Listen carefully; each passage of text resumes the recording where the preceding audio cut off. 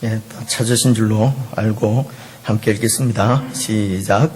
너희가 성경에 건축자들의 버린 돌이 모퉁이의 머릿돌이 되었나니 이것은 주로 말미암아 된 것이요 우리 눈에 기이하도다 함을 읽어보지도 못하였느냐 하시니라.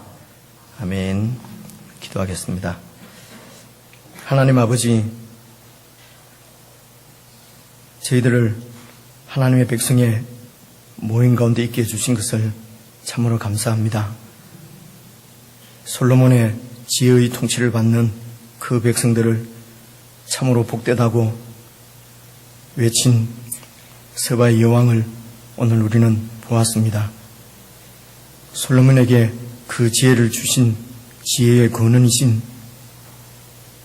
우리 주 예수 그리스도의 지혜를 들을 수 있는 이런 복된 자리에 있게 하심을 참으로 감사합니다. 저희들의 눈을 여시고 마음을 여셔서 주님의 지혜를 잘 듣고 배우고 깨달을 수 있도록 성령 하나님 저희들을 도와주시옵소서. 그 지혜가 저희들을 지배하게 하시고 그 말씀이 우리들을 인도하셔서 참으로 주님 나라의 백성으로 살아감이 저희들에게 기쁨이 되고 감사와 감격이 될 수 있도록 저희 모두를 축복해 주시옵소서. 예수 그리스도 이름으로 기도드리옵나이다. 아멘. 오늘 읽은 이 말씀은 저희들이 익숙하게 많이 알고 있는 말씀이라고 생각이 되어집니다. 다시 한번 10절을 보시면 너희가 이 성경은 시편 118편에 있는 말씀인데요. 어떤 건축자들, 집을 짓는 어떤 건축자들이 쓸모없다고 버린 돌이 또 다른 건축자가 그 버린 돌을 주워서 모퉁이의 머릿돌, 보통 우리가 모퉁이 돌이라고 하는 어느 집을 짓는 데 가장 기초가 되는 모퉁이의 머릿돌로 삼아서 다른 집을 이렇게 세우다는 얘기입니다. 근데 그 다른 집을 세우신 분이 11절에 보니까 이것이 이제 주로 말미암아 된 것이다. 하나님께서 그렇게 하셨다는 것이죠. 하나님께서 어떤 건축자들이 버린 돌을 주워서 그 돌을 모퉁이 돌로 삼아서 이렇게 새로운 집을 지으셨는데 그것을 우리가 보니까 우리 눈에 기이하다, 신기하다, 참으로 놀랍다 이런 말씀입니다. 우리 하나님께서 하신 일이 너무 놀랍다는 것이죠. 그래서 이 말씀이 어떤 의미를 갖고 있는지, 무엇을 두고 이렇게 말씀하시는 것인지 우리가 11장부터 쭉 이렇게 읽어보면서 여러분들에게 말씀을 드리려고 합니다.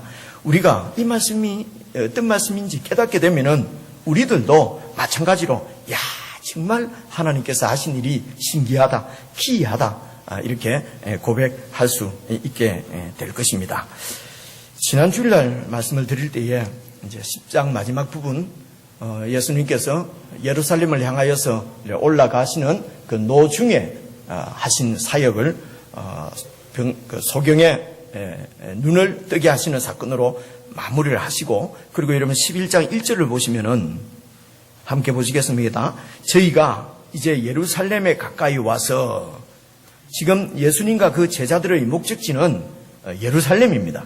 그래서 예루살렘에 가까이 오면은 거기에 감람산에 벳바게와라고 하는 그런 마을, 베다니라고 하는 그런 마을들이 있습니다. 그 베다니에 이르렀을 때에 예수님께서 제자 중 둘을 보내셔서, 여러분 7절입니다. 그 제자 둘에게 나귀 새끼를 이렇게 가지고 오라고 그렇게 말씀을 하셨습니다. 그래서 제자 둘이 나귀 새끼를 예수께로 끌고 와서 자기들의 겉옷도 벗어서 그 나귀 새끼 위에 걸쳐두고, 안장이지요. 그러니까 예수님께서 그 나귀 새끼를 타셨습니다.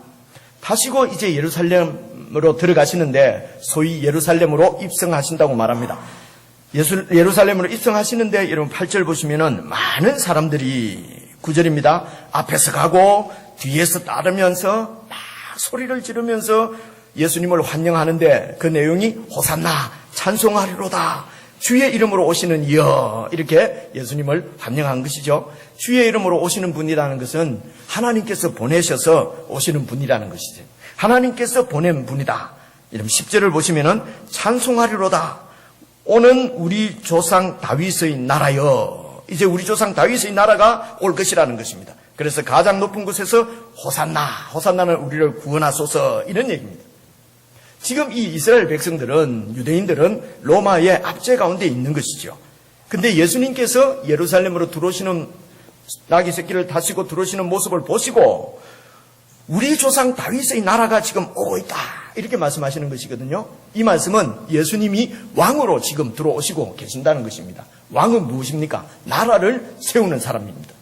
근데 이 예수님께서 이제 나라를 세울 텐데 어떤 나라냐? 우리 조상 다윗의 나라라는 것이죠. 이스라엘 역사상 가장 강국이었을 때가 다윗이 왕을 할 때였어요. 그래서 다윗 왕국이 주위에 많은 암몬, 모압, 옆에 있는 많은 나라들을 이렇게 복속시키고 아주 강한 그런 나라를 세웠고요. 그리고 다윗이 전쟁에 나가서 한 번도 패한 적이 없는 거 여러분 잘 아시지 않습니까? 그래서 예수님께서 입성하시는 예루살렘으로 들어오시는 모습을 보고 이 백성들이 다윗 왕국을 재현할 그런 다윗과 같은 아주 전쟁에 능한 그런 왕으로 지금 예수님을 맞이하고 있는 것입니다. 11절을 보시면은 그래서 예수님께서 예루살렘에 이르렀습니다. 들어오셔서 그래서 제일 먼저 이제 성전으로 들어가신 것이죠. 여러분, 그런 강한 나라를 세우기 위해서는 지난 주일날도 말씀드린 것처럼 로마하고 싸워서 이겨야 되는 것이거든요. 그래서 로마하고 싸워서 이기려고 하면은 힘이 있어야 되지 않겠습니까? 그 당시에 유대인들 가운데서 이스라엘 나라에서 가장 힘을 갖고 있었던 사람들이 제사장들이었습니다. 이 제사장들은 성전을 관리하는 사람이지요. 성전을 관리하는 그런 종교적인 권력도 가지고 있는 반면에 정치적인 유대 땅을 다스리는 정치적인 권력도 이 산헤드린 공회라고 그러는데요. 그곳에 있는 공회 의원들이 대부분 사두개인 이 제사장들이었습니다. 그래서 예수님께서 힘을 가지시고 로마로부터 독립을 하려고 하면은 당연히 성전에 있는 그 대제사장들과 힘을 합쳐서 그렇죠? 연정을 하든지 연합을 하든지 그렇게 해서 힘을 키워야 로마로부터 이렇게 독립을 할 수 있는 그런 가능성이 있는 것이죠. 그래서 예수님께서 아마 성전으로 가시는 모양이다. 성전에 가야 대제사장들이 있으니까요. 제사장들이 있으니까. 그래서 성전에 가셔서 모든 것을 둘러보시고 나오셨는데 이제 주무시고 그 다음 날 이튿날 15절 보십시오. 15절 저희가 이튿날 다시 예루살렘에 들어가니라.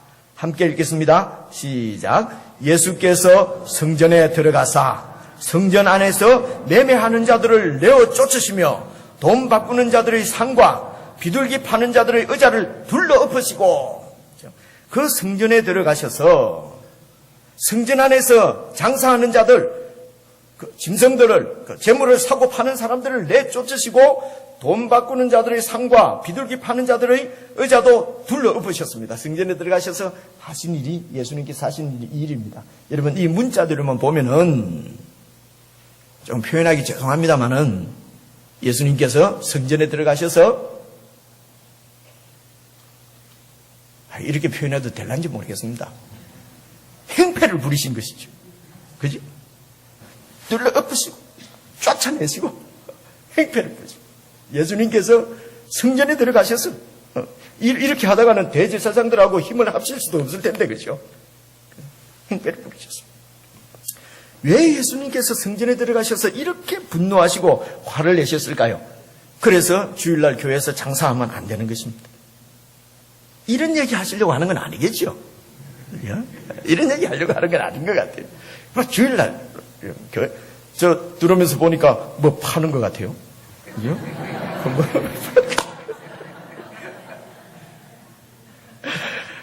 그것을 갖다가 상을 갖다가 제가 엎어버리면은 김승길 자매님한테 쫓겨날 뻔. 하지 않겠습니다. 여러분 성전 안에서 그 짐승을 사고 파는 것은 사실은 하나님 앞에 예배를 정말 잘 드리기 위해서 생겨난 제도였어요. 하나님 앞에 제물을 드릴 때는 정말 깨끗한 제물, 흠없는 제물을 드려야 되는데 이 제사자들이 멀리서부터 예루살렘을 향하여서 제물을 가지고 오면은 오는 중에 제물들이 다칠 수도 있고 흠이 날 수도 있고 이러니까 그 온전한 제물을 하나님 앞에 드릴 수가 없어요.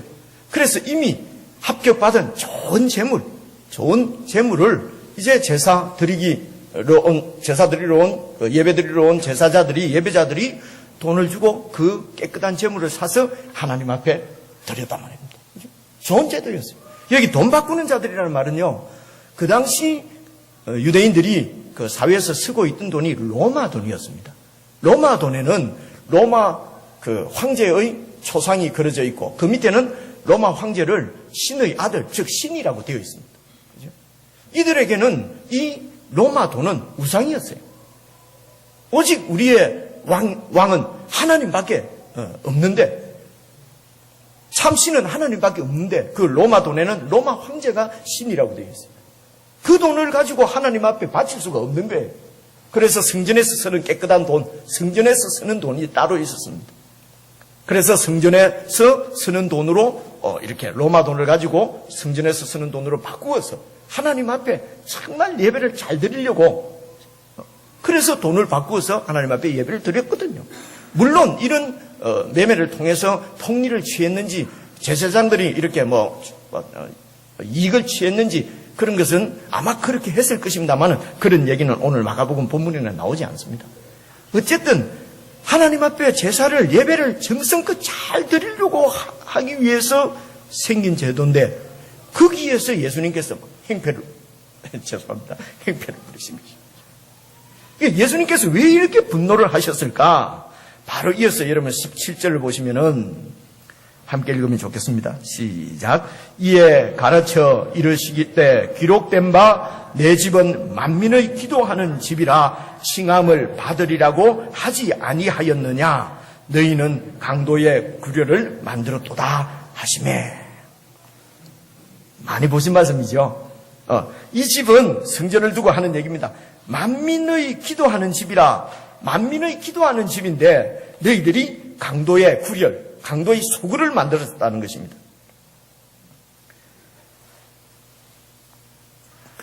우리 이 교회는 만민이 기도하는 집이다 이런 게 안 붙여놨잖아요, 그렇죠? 그래서 예배당은 만민의 기도하는 집이다 이래 붙여놓으면 제 생각에 교회 오면 기도하고 집에 가면 기도 안 할까 봐서 여기에 만민의 기도하는 집이다 이런 거는 안 붙여놓는 것이 좋을 것 같습니다. 예수님께서 이렇게 분노하시는, 성전 안에서 성전을 향하여서 분노하시는 이유는 그 성전을 중심으로 해서 신앙생활하는 하나님 나라 백성인 이스라엘을 향해서 분노하시는 이유는 만민의 기도하는 집을 강도의 구렬로, 강도의 소굴로 만들었다는 것입니다. 이 말씀은 이사야서에 있는 말씀과 예레미야에 있는 말씀을 이렇게 예수님께서 인용을 하셔서 하신 말씀이에요. 그래서 만민의 기도하는 집이다 하는 것은 여러분 성경을 보시면 거기 기역 이렇게 해서 밑에 이렇게 글을 써놨잖아요. 뭐라고 되어 있죠? 56장 7절, 이사야 56장 7절에 있다는 얘기입니다. 그죠? 제가 말씀 가르치고 이러면서 이 말씀은 이사야서 56장에 있는데 하면서 딱 펴면은요, 저희 촌에 있는 우리 성도들이 역시 목사님은 너무 잘하신다고. 네, 그 밑에 있다. 그 밑에 있는데. 이 이사야서 56장에 보면은 이런 말씀이에요. 이사야가 그 백성들을 향해서 얘기하기를 하나님의 선택을 받은 이스라엘 백성이라도 하나님의 언약을 깨고 하나님께 순종하지 않고 그러면은 하나님께서 버려버린다. 이방인이라도, 선택받지 않은 이방인이라도 여호와 하나님 앞에 나와서 여호와 하나님과 연합하여서 그 언약을 지키고 하나님 앞에 진실한 마음으로 그렇게 하나님 앞에 예배를 드리는 이방인들은, 이방인이라 하더라도 내가 그 제사를 받고 그리고 그 기도를 들으시겠다.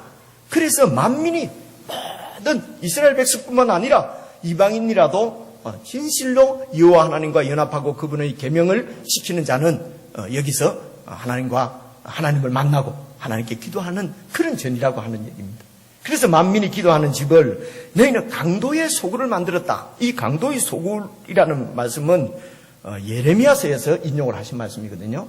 이 말씀을 같이 한번 찾으면 좋겠습니다. 예레미야서 7장인데요. 구약성경 1060페이지입니다. 구약성경 1060페이지 예레미야서 7장 11절입니다.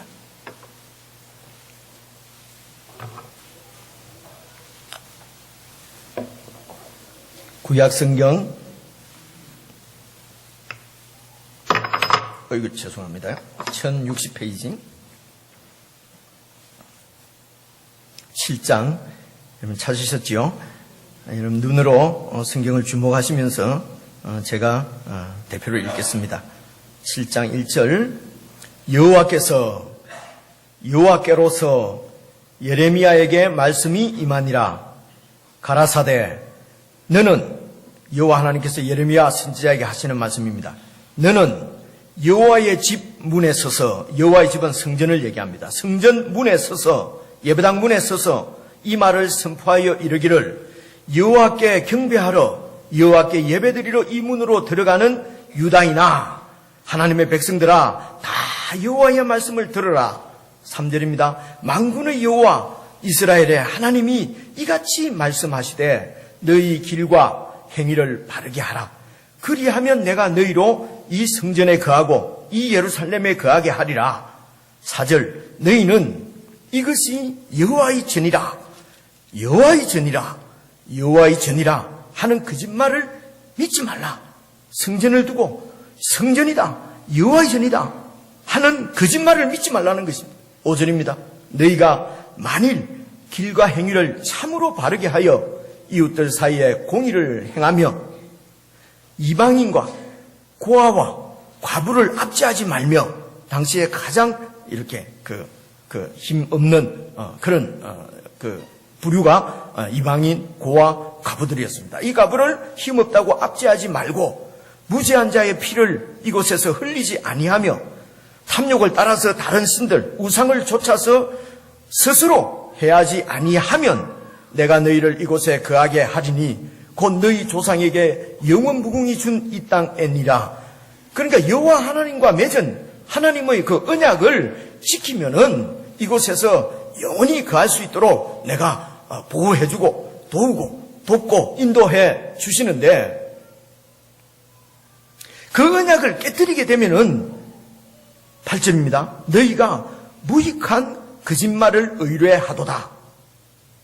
너희가 도적질하며 살인하며 간음하며 거짓 맹세하며 바알에게 분향하며 너희의 알지 못하는 다른 신도를 좇으면서, 도적질하는 것은 내 욕심을 위해서 이렇게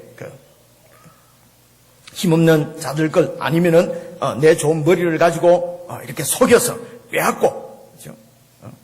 내가 살기 위해서 다른 사람을 죽이고, 그렇죠? 거짓으로 맹세도 하고 탐욕을 좇아서 다른 신을 섬기고, 이렇게 하면서 10절 내 이름으로 일컬음을 받는 이 집 성전에 들어와서 내 앞에 서서 말하기를 우리가 구원을 얻었나이다 하느냐.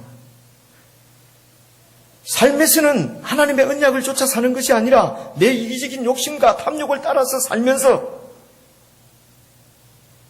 하나님 앞에 나와서는 하나님 은혜로 구원을 받았습니다. 이렇게 하는 이유가 뭐냐? 이는 이 모든 가증한 일을 행하려고 함이라.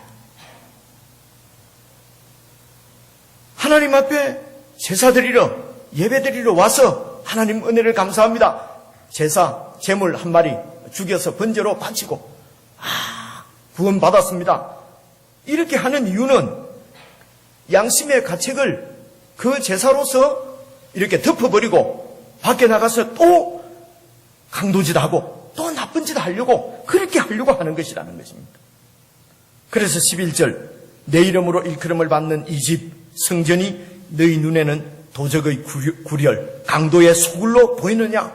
보라, 나곧 내가 그것을 보았노라. 너희들이 그렇게 하는 것을 보았노라. 여호와의 말이니라. 강도들이 밖에서 강도짓 할 때, 도둑질 할 때 얼마나 마음이 졸입니까? 잡힐까봐, 걸릴까봐 마음 졸이다가 그렇게 도둑질하고 이제 집에 소굴로 돌아오면은 얼마나 편안합니까? 이제는 잡힐 이유도 없고. 그래서 지금 성전을 너희들은 강도에 속이는 줄 아느냐? 밖에서 그렇게 도적질하고 강도질하고 나쁘게 그렇게 살다가 성전에 와서 우리가 구원을 받았습니다. 예배를 드리면서 우리가 구원을 받았습니다. 라고 하는 것은 또 내일부터 또 나쁜 짓 하려고, 그래서 강도들이 소굴에서 안식을 누리는 것처럼 예배당에서 성전에서 그렇게 안식을 누리려고 구원을 받았습니다 라고 하는 것은 내일 나가서 또 강도짓 하려고 하는, 그래서 이곳이 강도의 소굴로 보이느냐 도적의 구렬로 보이느냐, 이렇게 주님께서 말한 것입니다. 이 얘기를 지금 그 대제사장들, 그 성전을 관리하고 있는 권력자들 앞에서 지금 이 말씀을 하신 것이거든요. 그러니까 그 대제사장들이나 서기관들이나 당시의 유대 종교 지도자들은 그들은 성경 박사기 때문에 지금 예수님께서 무슨 말씀을 하시는지, 어디 말씀을 인용해서 하시는 말씀인지 이들은 다 알거든요. 아, 이 얘기구나. 지금 우리를 이렇게 우리의 이런 실상들을 다 꿰뚫어 보고 우리를 책망하는구나. 하나님께서 이 사람을 통해서 우리를 책망하는구나 라고 깨닫게 되면은, 느끼게 되면은 여러분 무릎을 꿇어야 되지 않겠습니까? 회개해야 되지 않겠습니까? 그리고 잘못했습니다라고 해야 되지 않겠습니까? 근데 이들은 여러분 그 예수님의 말씀을 들은 대제사장들의 반응을 한번 보십시다. 마가복음으로 다시 돌아갑니다. 마가복음 12장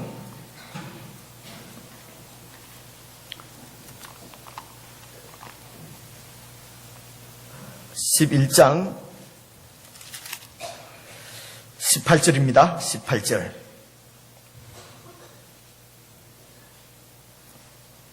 함께 읽겠습니다. 시작. 대제사장들과 서기관들이 듣고 예수를 어떻게 멸할까 하고 꾀하니 이는 우리가 다 그의 교훈을 기이 여기므로 그를 두려워함이라. 예수님의 말씀을 들어보니까 정말 가슴이 떨리는 거예요. 살 떨리는 거예요. 야, 하나님께서 우리를 멸하시겠구나. 이런 두려움이 있었습니다. 그런데 그 얘기를 듣고 예수를 죽이려고 하는 것입니다. 여러분, 이게 인간입니다. 제가 교회를 나오고 설교를 듣고 이러면서요, 제일 처음 예수 믿을 때 말입니다. 나보고 자꾸 죄인이라는 거예요. 제가 꽤 착하게 살았거든요, 어릴 때요. 근데 아무리 생각해도 별로 죄인 아닌 것 같은데. 근데 교회를 좀 다니니까 확실히 죄인입니다. 아, 내가 죄인이구나. 그런데 내 죄 때문에 예수님이 죽었다고 말씀하시는데 내가 그렇게 죽을 죄를 짓지는 않았거든요. 근데 왜 내 대신해서 죽는지 모르겠어요.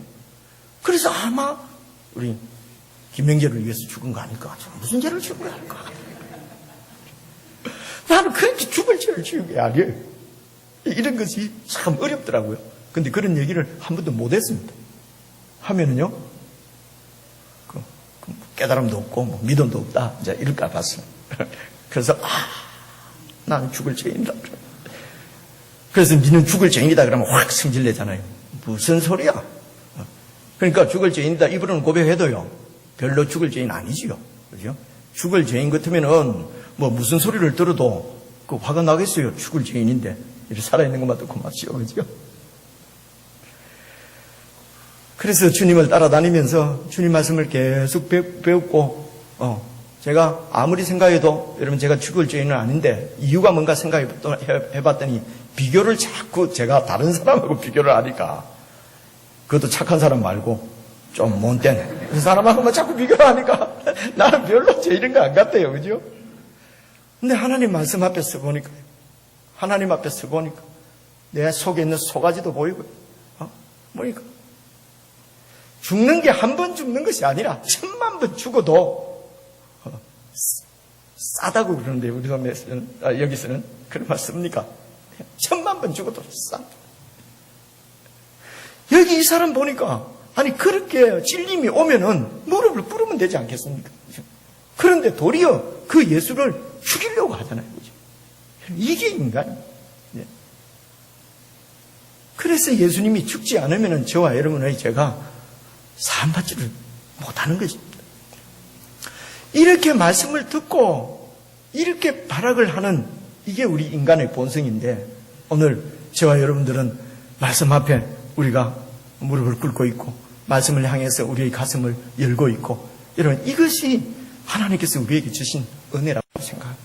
성령님께서 우리에게 찾아오셔서 우리를 감동시키시고 우리를 붙잡고 그렇게 작업을 하셔서, 그렇게 일을 하셔서 우리가 오늘 하나님 말씀을 듣고 찔리면 찔리는 대로 눈물을 흘리고 무릎을 꿇고 마음을 돌이키고, 또 내가 연약해서 내일 되면은 내일 또 하나님 말씀대로 살지 못하는 내 자신을 알고, 그리고 하나님 앞에 가슴을 치고 이렇게 하나님 말씀 앞에 모인 이것만으로도 우리는 하나님으로부터 충분한 은혜를 입은 줄로, 여러분, 그렇게 우리가 믿고 고백할 수 있으면 좋겠습니다. 여러분, 더 무엇을 우리가 구하고 더 뭐 부족해서 우리가 구할 그런 염치가 있겠습니까? 그저 하나님 말씀이 내 귀에 들리고 예수님의 지혜가 마음으로 받아들여지는 이것만으로도 우리는 매일매일 순간순간 감동하면서 감격하면서 그렇게 주님 나라를 섬길 수가 있지가 않겠습니까? 근데 이 대제사장들이, 이제 서기관들이 예수님을 죽이려고 이제 작전도 짜고 넘어뜨리려고 하고, 그래서 여러분 27절을 보시겠습니다. 27절을 보시면은, 저희가 다시 예루살렘에 들어가니라. 예수께서 성전에 걸어 다니실 때에 대제사장들과 서기관들과 장도들이 예수님 앞에 나왔습니다. 좋은 마음으로 왔겠습니까? 죽이려고 나온 거지요. 걸리기만 걸려봐라, 바로 죽여버릴 테니까. 그래서 독한 마음을 가지고 와서 이제 가로되, 28절입니다. 무슨 권세로 이런 일을 하느냐? 무슨 권세로 이렇게 성전에서 행패를 부리냐? 성전 관리 책임은 우리가 맡고 있는데, 우리가 지금 성전을 관리하는 책임자인데 당신이 뭔데 와서 이렇게 행패를 부리느냐? 누가 이런 일을 할 이 권세를 너에게 주었느냐? 29절입니다. 예수께서 가라사대 나도 한 말을 너희에게 물으리니 대답하라. 그리하면 나도 무슨 권세로 이런 일을 하는지 내가 이르겠다. 30절입니다. 요한의 세례가, 세례 요한을 얘기합니다. 세례 요한이 그 요단강가에서 막 세례를 주는데 많은 사람들이 몰려와서 죄를 회개하고 또 그 요한으로부터 세례를 받았거든요.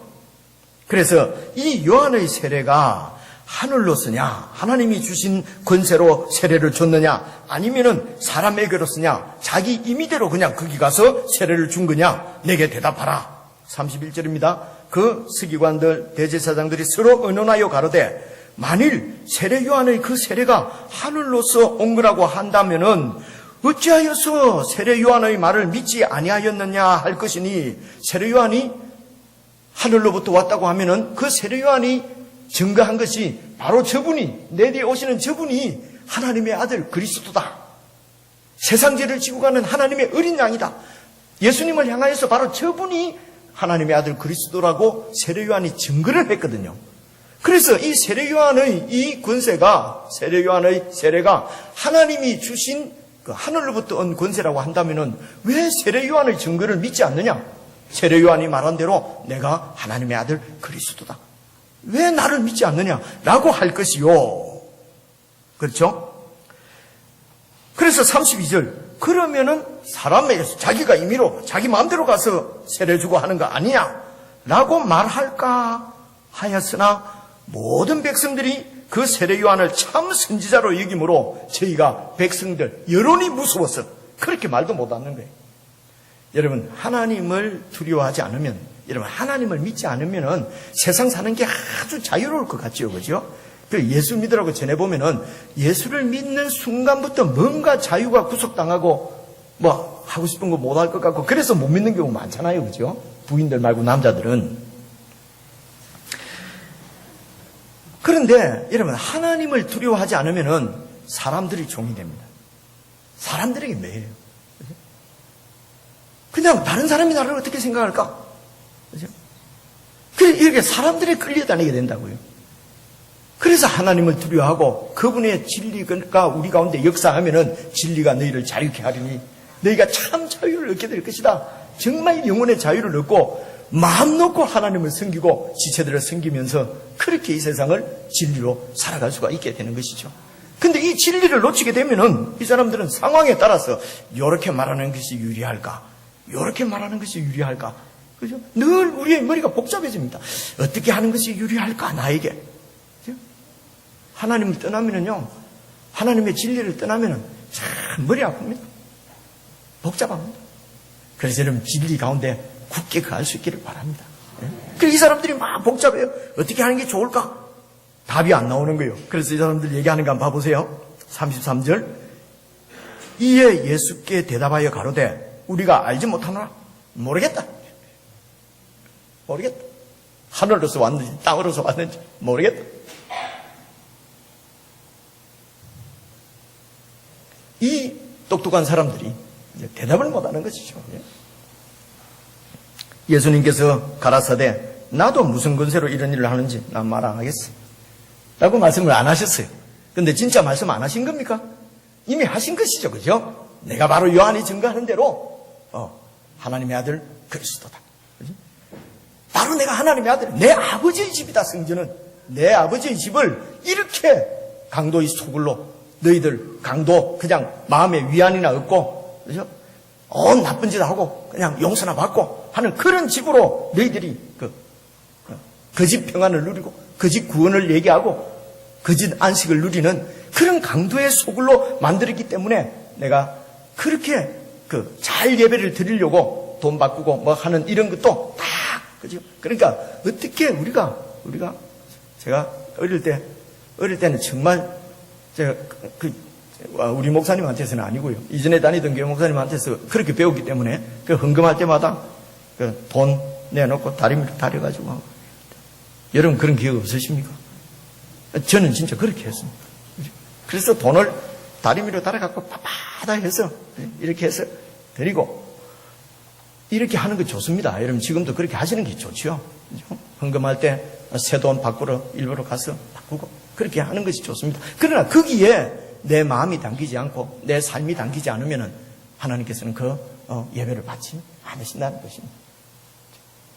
그래서 예수님께서 이제 그렇게 나도 대답 안 한다 해놓고 그렇게 하셔놓고 이제 12장 1절부터 예를 들어서 한 비유를 말씀하시면서 그들을 가르치십니다. 그 내용이 이제 12장 1절부터 나오는데 여러분 같이 보시겠습니다.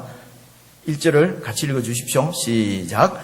예수께서 비유로 저희에게 말씀하시되 한 사람이 포도원을 만들고 산울로 두르고 접자는 구유 자리를 파고 망대를 짓고 농부들에게 새로 주고 타국에 갔더니, 여러분 포도원 비유를 예수님께서 이제 그 사람들한테 이제 포도원 비유를 하는데요. 비유를 말씀하시는데 이 포도원은 구약 성경에서 이스라엘과 하나님과의 그 관계를 설명할 때에 많이 이렇게 많이 이렇게 하는 비유의 말씀이에요. 그래서 여기에 포도원은 바로 이스라엘 백성들, 이스라엘 나라를 얘기하는 것입니다. 얘기하는 것이고, 그리고 한 사람이 주인이죠. 이 주인은 하나님을 말씀하는 것이에요. 하나님을 비유하는 것입니다. 그리고 농부에게 이제 이 포도원을 맡기고 그 포도원을 잘 가꾸도록 농부에게 맡겼다. 이 농부는 그 교회 지도자, 그러니까 이스라엘의 그 유대 지도자들을 얘기하는 것이에요. 유대 지도자들에게 하나님께서 자기 백성을 이제 맡기신 것이죠. 그리고 그 다음 절 보시겠습니다. 2절. 때가 이름에 농부들에게 포도원 소출 얼마를 받으려고 한 종을 보냈어요. 왜 이 종이 이제 선지자지요. 선지자를 보내서 정말 주인의 뜻대로 이렇게 내 백성들을, 내 포도원을 잘 가꾸는지, 내가 맡긴 내 백성을 잘 이렇게 섬기는지 이제 그 열매를 이제 보려고 그 열매를 이제 요구하러 종을 보낸 것이죠. 선지자를 보낸 것입니다. 근데 그 종을 보고 3절입니다. 저희가 그 주인이 보낸 종을 잡아서, 하나님이 보낸 선지자를 잡아서 심히 때리고 그리고 빈손으로 그저 보내었거늘. 4절입니다. 다시 또 다른 종을 보내니 그의 머리에 상처를 내고 능욕하였거늘. 보내는 종마다 그냥 완전히 그냥 밟아서 보내버렸단 말입니다. 5절입니다. 또 다른 종을 보내니 저희가 그를 죽이고 또 그 외에 많은 종들도 혹은 때리고 혹은 죽인지라. 하나님께서 그 구약의 이스라엘 백성들에게 많은 선지자들을 보냈습니다. 정말 하나님의 말씀대로 그렇게 하나님의 나라를 잘 세울 수 있도록 선지자들을 보내서 그렇게 권면하고 권고하시고 말씀하시고, 그런데 그 보내는 선지자들을 이 이스라엘 백성들 지도자들이 그 선지자를 때리고 능욕하고 그렇게 죽이고 이랬다는 것입니다. 그래서 6절입니다. 오히려 이제 한 사람이 있으니 곧 그의 사랑하는 아들이라. 주인이 자기 아들을 보냅니다. 이제 최후로 이를 보내며, 최후로 아들을 보내며 가로되 내 아들은 공경하지 않겠나? 내 아들은 공경할 것이다. 이들이 아무리 악해도 내 아들은 공경하지 않겠나? 그리고 아들을 보냈는데 7절입니다. 저 농부들이 서로 말하되 이는 상속자 아니냐? 이 포도원의 상속자 아니냐? 자, 죽여버리자. 그러면은 그 유업이 이 포도밭이 우리 것이 되리라 하고 이에 잡아 죽여서 포도원 밖에 내어 던졌느니라. 주인이 아들을 보냈는데 그 아들을 보고 아들은 공경할 것이다. 아들은 내본 듯이 이렇게 나를 주인으로, 주인이 보낸 아들이니까 주인으로 알고 영접해 줄 줄 알았는데 그 아들을 죽였습니다. 이유가 뭡니까? 이가 상속자니까 이 아들을 죽여버리면은 이 포도원이 우리 것이 되지 않겠느냐? 탐욕이. 그렇죠? 탐욕. 그래서 이 지도자들, 이 농부들이, 여러분, 아들을 죽여도 자기 거 아니잖아요. 주인이 있잖아요. 그 주인이 언제 돌아올지도 모르잖아요. 그죠? 그런데 이 아들을 죽이면은 이 포도원이 내 것이 될 것이라고 생각하는 이 사람들 생각은 주인은 안 보이니까 주인은 죽었다고 치고 사는 거죠. 주인은 없다고 생각하는 거죠. 아들만 죽이면 그것이 자기 것이 될 것이라고 생각하는 것이죠. 하나님이 우리 눈에 안 보이니까 하나님이 일단 없다고 생각하는 거예요. 그래서 내 욕심대로 탐욕대로 사는 것입니다. 하나님이 안 계신다고 생각하는 거예요. 실존적 무신론자라고 얘기하는 것이죠. 이 사람들이, 그 당시 교회 지도자들이 이랬었어요. 그래서 그 예수님을 죽인 것입니다. 예수님을 죽여버리면 그 이스라엘이 자기들이 권력을 행사하고 자기들의 힘 자랑하고, 그죠? 그 힘을 가지고 그렇게 떵떵거리면서 성공자로서, 그죠? 그렇게 살려고, 그래서 예수님을 죽였다는 것입니다. 그래서 예수님께서 비유로 통해서 계속 말씀하시기를 9절 보십시오. 포도원 주인이 어떻게 하겠느냐? 쉽지요? 포도원 주인이 아들까지 죽였는데 포도원 주인이 어떻게 하겠느냐? 와서 그 농부들을 진멸해버리고 포도원을 다른 사람들에게 주리라. 주인이 와서 아들을 죽인 그 농부들을 다 죽여버리고 진멸해버리고 그 포도원을 다른 사람에게 준다. 다른 사람은 어떤 사람이겠습니까? 그 주인이 하나님인 줄로 알고, 하나님을 주인으로 알고 주인으로 영접하고 주인을 두려워하고 주인의 말씀에 순종하는 그런 사람들에게 이 포도원을 주지 않겠느냐? 그렇게 말씀하신 것입니다. 여러분, 예수님께서 성전에 들어가셔서, 제가 행패라고 말씀을 드렸는데요, 죄송합니다. 딱히 표현할 방법이 없어서 그런데 막 그렇게 하신 것은요, 성전을 깨끗하게 하셨다, 성전을 청결하게 하셨다, 이렇게 저희들이 학교 다닐 때 배울 때도 이제 그런 말씀도 그렇게 또 표현하고 했는데요, 제가 보기에는 예수님의 그렇게 분노하시는 것은 성전을 심판하시는 것입니다. 성전을 버리시는 것입니다. 예레미야에 있는 말씀입니다. 이 성전이 하나님의 여호와의 전이라고 하는 거짓말을 믿지 말라는 것이죠. 성전을 버린다는 말씀은 이스라엘을 버리시겠다는 것입니다. 하나님이 불순종하고 하나님으로 제대로 섬기지 않는 이스라엘을 버리신 것입니다. 하나님 나라를 버리신 것이죠. 그러면 하나님 나라는 어떻게 됩니까? 하나님의 약속은 어떻게 됩니까? 그래서 죽은 예수님을 다시 살리셔서 주로 세우시고 그 예수님의 왕권에 순종하고 복종하고 그 예수님에게로 들어오는, 그 예수님의 나라로 들어오는 사람들로 백성을 삼아서 새로운 집을 세우시는 것입니다. 이게 새 이스라엘. 여러분, 이 말씀이 10절을 보시면은 너희가 성경에 건축자들의 버린 돌이 모퉁이의 머릿돌이 되었다, 이 말씀이라는 것입니다. 새로운 집을 하나님께서 지으시고, 이 사실이 너무 놀랍다는 것입니다. 여러분, 어떻게 놀랍느냐? 우선 한 두 가지만 정리를 해야 되겠습니다. 하나님께서 예수님을 이 땅에 보낸 것은, 우리에게 보낸 것은 우리 보고 죽이라고 보내신 것이 아닙니다. 예수님이 십자가에서 우리 위해 죽으셨다고 하니까 우리가 그냥 예수님을 죽이면 되는 줄 아는데, 여러분, 그러면은 예수님을 죽인 사람이 가룟 유다 공로자지 않습니까? 그죠? 예수님이 죽어야 우리가 구원을 받는데 그 예수님을 죽여줬으니까 얼마나 공로자입니까? 하나님께서 예수님을 이 땅에 보낸 것은 죽이라고 보내신 것이 아닙니다. 여러분, 어떻게 보내셨습니까? 왕으로 영접하라고 보내신 것입니다. 하나님의 아들로, 왕으로, 주인으로 받아들이라고 하나님께서 보내신 것이죠. 그런데 그 예수님을 우리가 죽인 것입니다. 왜 죽였습니까? 내 탐욕 때문에, 내 권세, 내 기득권 때문에, 내 이기적인 욕심 때문에 예수님을 죽인 것입니다. 죽은 것으로 끝났는 줄 알았는데 하나님께서 그 예수님을 다시 살리셨습니다. 지난주에도 말씀드렸습니다만 이제 다시 살리셔서 왕으로 세우셨는데, 이 왕은, 이 예수님은 더 이상 죽일 수도 없습니다. 영으로 부활하셨기 때문에 죽일 수도 없습니다. 육으로 이 땅에 오셨을 때는 죽일 수 있었지만, 여러분, 그때 그분이 왕이 되셨다면은 이스라엘 나라가 그냥 독립되고 저와 여러분은 여전히 하나님 나라 밖에 있게 되고, 하나님의 언약 밖에, 언약에 대해서는 외인이고요, 그리스도 밖에 있게 되고, 그죠? 이 세상에서 소망도 없고 하나님도 없는 존재로 저와 여러분은 살았을 것입니다. 그런데 그 죽은 예수님을 하나님께서 살리셔서 왕으로 삼으시고, 모퉁이의 기초돌로 삼으시고 새로운 집을 세우셨습니다. 새 이스라엘이라고 얘기합니다.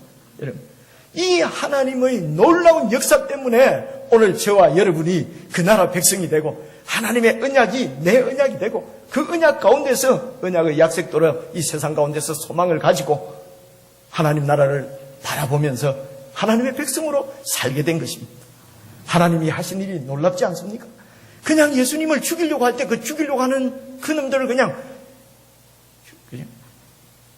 십자가에 달렸는데 네가 그리스도면 내려와봐. 제가 그 성경 요한복음 읽을 때마다요, 내려가서 그냥 박살 내놓고 다시 올라가서 달리는 한이 있더라도, 근데 예수님께서 그래 안 하시고 그냥 달려 죽으시고, 그 인간들이 예수님을 죽이는 것을 하나님께서 그대로 보고 계셨습니다. 피눈물을 흘리시면서 그냥 보고 계신 것이죠. 왜 보고 계셨습니까? 죽은 예수를 다시 살리셔서 저와 여러분들을 구원하시려고, 하나님의 백성으로 삼으시려고, 그 주님의 통치 가운데로 들어오도록, 하나님 나라를 받도록 하시려고 하나님께서는 예수의 죽으심을 그대로, 인간들이 예수를 죽이는 것을 눈 뜨시고 그냥 아니요, 눈을 감으셨을 것입니다. 그래서 하늘이 빛을 잃어버리고 캄캄해지고 예수님이 죽으실 때 여러분 그런 현상이 나타났던 것이죠.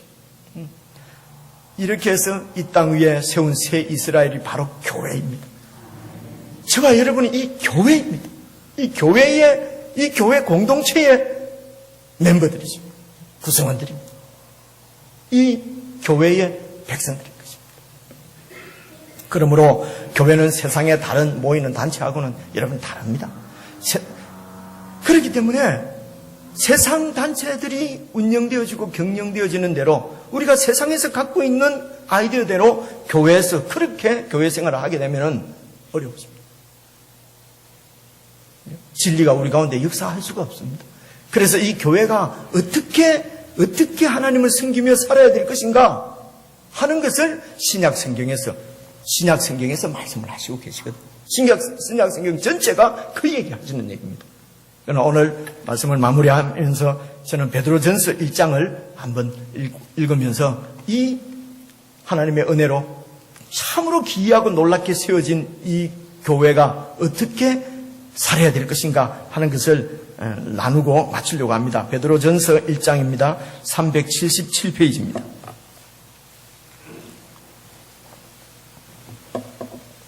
신약성경 377페이지.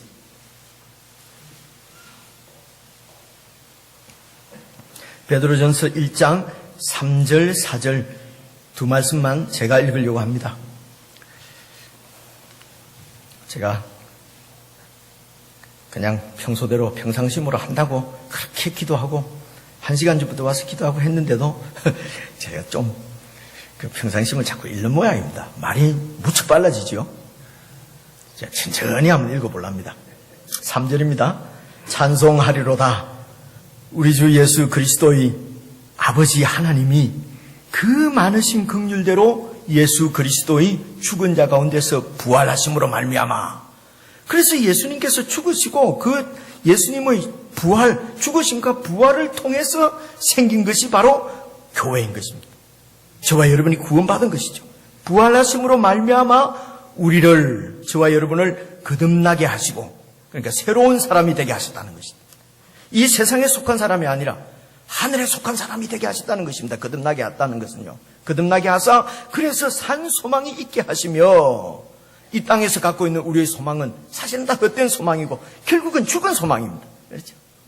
근데 우리에게 거듭나게 하셔서 예수님의 죽으심과 부활을 통해서 새로운 백성이 되게 하셔서 새로운 소망, 하늘에 속한 소망을 우리가 갖게 하시며, 4절, 썩지 않고 더럽지 않고 쇠하지 아니하는 기업, 바로 하나님의 나라 교회죠. 그 하나님의 나라를 있게 하시나니 그 완전한 하나님의 나라는 곧 너희를 위하여서 이미 하늘에 지금 간직되어 있는 것이다. 이 말씀은요, 오늘 우리는 이 땅에 살고 있지만 이 땅에 속한 백성이 아니고 하나님 나라에 속한, 하늘에 속한 백성이라는 것입니다. 믿으시길 바랍니다. 우리는 이 땅에 속한 육을 입고 살고 있지만은 우리는 육에 속한 사람이 아니라 영에 속한 사람인 줄로 믿습니다. 그래서 이 육이 살아가는 이 땅에서 세상의 가치관대로, 세상의 논리대로 사는 것이 아니라 예수님께서 말씀하신 대로 내가 너희에게 이른 말이 곧 영이요 생명이다 라고 주님은 말씀하셨습니다. 주님의 말씀, 영이신 그 말씀을 받아들이고 그 말씀의 가치관대로 그 말씀을 우리 가운데 받아들이셔서 완전히 내 속에서 체화가 되어져서 그저 생각하는 것이 하나님 말씀대로 생각하고 그저 행동하는 것이 하나님 말씀을 따라서 이렇게 행동하면은, 여러분, 말씀대로 사는 것이 어렵다고 하는데요, 이게 어렵지가 않아요. 여러분, 가치관은 왼쪽인데 오른쪽으로 살려고 하면 무지무지 어렵습니다. 그렇지 않겠습니까? 근데 가치관이 그냥 오른쪽이면 오른쪽으로 사는 것이 훨씬 쉬워요. 이해할 수 있기를 바랍니다.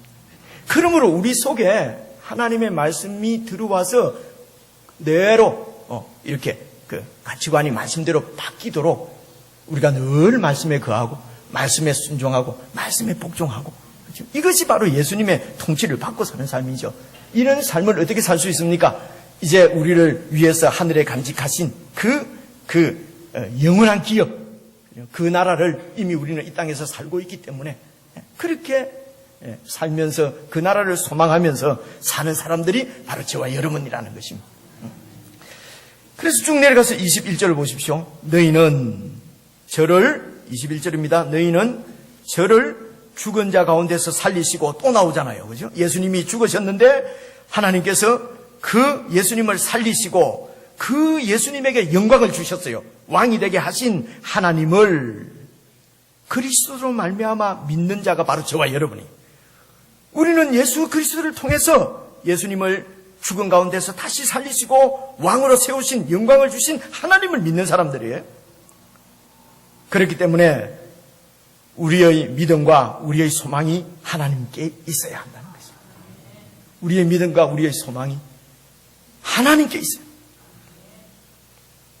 이러면은 22절, 너희가 진리를 순종하게 된다. 진리는 바로 영이신 예수님의 말씀, 우리의 생명이신 예수님의 말씀입니다. 너희가 진리를 순종함으로 너희 영혼을 깨끗하게 하여. 진리를 순종함으로 우리 영혼이 깨끗해진다는 것은요, 우리의 영혼이 내 욕심을 따라서 살면 우상을 섬깁니다. 그죠? 내 이기적인 욕심 때문에 사람들을 아프게 합니다. 사람들을 이용해 먹으려고 합니다. 머리가 복잡합니다. 어떻게 어떤 상황에서 어떤 상황이 닥치면 어떻게 하는 것이 나에게 유리할 것인가? 그렇게 해서 다른 사람을 속여먹기도 하고 다른 사람을 아프게도 하고 빼앗기도 하고 그 좋은 머리를 가지고 그 많은 힘을 가지고 하나님의 백성을 섬기라고 주신 그런 힘들을 가지고 다른 사람들을 속여먹고 빼앗고 내 욕심을 차리게 된다는 것입니다. 그러므로 더러운 영혼이지요. 이 영혼이 예수님의 진리의 말씀을 순종하고 그 말씀을 따르면은 영혼이 깨끗함을 얻는다는 것입니다. 그죠? 모든 욕심들을 다 내려놓게 되고 예수님 안에서 죽은 내 자신을 매일매일 말씀을 통해서 확인하고 그 욕심들을 주님 앞에 내려놓고 그러면은 영혼이 깨끗하여 그래서 그 다음 절 보십시오. 거짓 없이 형제를 사랑하기에 이르렀으니 마음으로 뜨겁게 피차 사랑하라 하는 것입니다. 여러분 이 세상에서는 참된 진정한 사랑, 진정한 평화가 있을 수가 없습니다. 세상 나라에서는. 왜 그렇습니까? 경쟁을 하도록 만들어 놓은 것이 세상 구조입니다. 그렇죠? 그래서 내가 사랑하는 것도 내가 힘이 있어서 나누어 줄 때 사랑입니다. 그렇죠? 내가 얻어서는데 기분 나. 내가 나누어 주면서 사랑입니다. 내가 높은 자리에 있어서 평화입니다. 그렇죠? 내가 높은 사람이 돼갖고 평화를 이루겠다는 것이죠. 그죠? 미국이 최강대국이 돼서 세계의 평화를 이루겠다고 그럽니다. 일단은 세계 평화도 좋고 자유도 좋은데 내가 위에 가야 되겠다는 것입니다. 밑에 있는 사람은 기분 나쁩니다. 진정한 사랑이 생기지 않습니다. 그런데 진리의 말씀으로 우리 영혼이 깨끗해지고 그러면 하나님을 하나님이 다 알아서 공급하십니다.